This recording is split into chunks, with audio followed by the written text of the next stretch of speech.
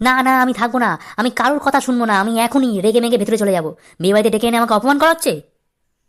আরে দাদা, কি হয়েছেটা কি? কেউ কিছু বলেছে? দেখুন, অনুষ্ঠানের মধ্যে আমি এসব কথা তুলতে চাই না, কিন্তু পরে যদি ভুলে যাই, তাই এখনই বলছি শুনুন।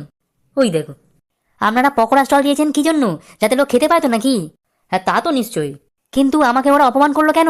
বললো কেন আমি নাকি খেতে পাই না? এ বাবা, এমন বলেছে? এ তো ভারী অন্যায় করেছে। আমি মাত্র 12 বার গেছিলাম পকোড়া নিতে। ছোট ছোট পকোড়া একটু বেশি না খেলে পেট ভরে? শেষবার নেওয়ার পর ধাক্কা লেগে দুটো পকোড়া মাটিতে পড়ে যায়। আপনি বলুন তো, পয়সার জিনিস ওইভাবে কেউ নষ্ট করে? আমি তুলে পকোড়াগুলো পাঞ্জাবিতে মুছে খেয়ে নিয়েছি, তখন বলছি ইস কি অবস্থা, যেন খেতে পায় না। আচ্ছা আপনি বলুন তো, আমি আপনাদের টাকা যাতে নষ্ট না হয় তাই তেমন করলাম, ওদেরকে এতটুকু সেন্স নেই? আচ্ছা আচ্ছা, ছেড়ে দিন ছেড়ে দিন। আপনি বিয়ে দেখবেন, চলুন ওখানে চেয়ারে বসে বিয়ে দেখবেন। না না, আমি ওখানেও যাবো না। কেন যাবো বলতে পারেন? কেন যাবো? আমি তো বিয়েটা কাছ থেকে দেখবো বলে ওখানে গিয়েছিলাম, পুরোহিত তো আমাকে তুলে দিল। এ কি তুলে দিল কেন? হ্যাঁ, বলছে কোণে পাশে বরকে নাকি বুঝতে হয়। তুমি কেন বুঝেছো? হ্যাঁ, তো কি হয়েছে? বসলেই কি বিয়ে হয়ে যায়? রাগ তো আমার তখন হলো যখন দেখি পুরোহিত ওদেরকে 7 পাক ঘুরতে বললো। হ্যাঁ, সেটাই তো নিয়ম, 7 পাক তো ঘুরতেই হয়।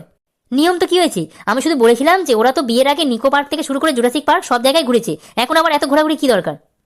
তখন পুরোহিত বলছে এটা বেশি কথা হয়ে যাচ্ছে, বিয়েটা আমার দিতে দিন, আপনি এখান থেকে যান। আরে আপনি খেতে চলুন না, রাতও তো বাড়ছে, এই সময় খেয়ে নেবেন, চলুন। না, আমি ওখানেও যাবো না। আরে, ওখানে আবার কি হলো? কি হলো? আমি তো ওখানে গিয়ে বসেছিলাম, ওরা কেন বললো 3 বার করে খাওয়া যাবে না? এ বাবা, আপনি এর আগে 2 বার খেয়ে নিয়েছেন? না, ওরা ভুল কথা বলছে, ওরা দেখেইনি ভালো করে, অর্ধ সত্য কথা এটা। প্রথমবারে খেতে বসে খাবারগুলো যেই দিয়েছে অমনি আমি প্লাস্টিকে আর কন্টেনারে ভরে নিয়েছি বাড়ির জন্য, তাও দাঁড়িয়ে দাঁড়িয়ে, আমি বসিনি তখন। দ্বিতীয়বার আমি বসে নিজে খেয়েছি। তাহলে আবার তৃতীয়বার গেলেন কেন?